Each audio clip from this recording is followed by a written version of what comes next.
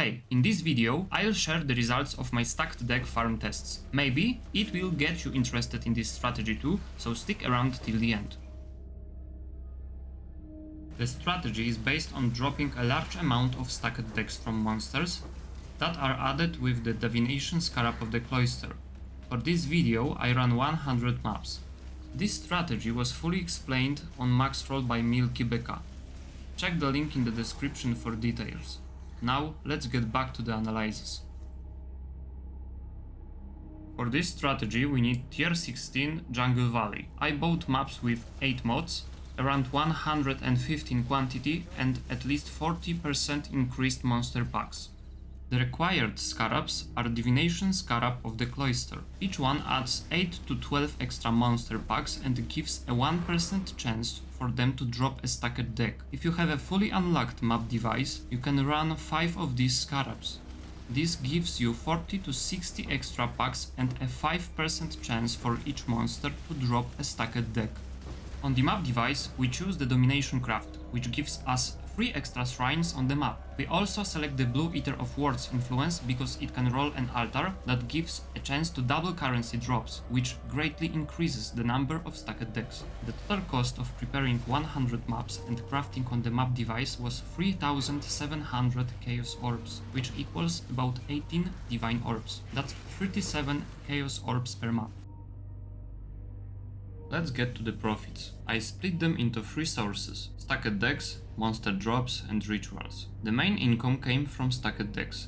I dropped 5850, which at 80 to 1 gave me 73 divine orbs. With an investment of 18 divines, that's a profit of 55 divines over 100 maps. On average, I collected 58.5 stacked decks per map, which translates to a profit of 0.73 divine orbs.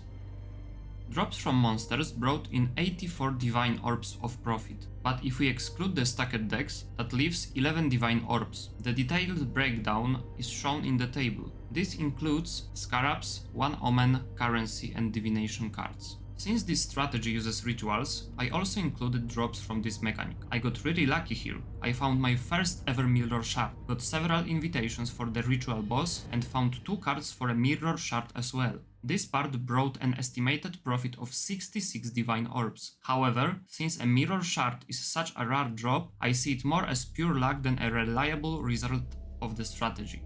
As an extra fun fact, for the first time ever I found an Eater of Words altar that makes minions drop divine orbs, and I managed to get 16 of them from a single map. Let's sum it all up. The total profit from stacked decks, rituals and monster drops was 150 divine orbs.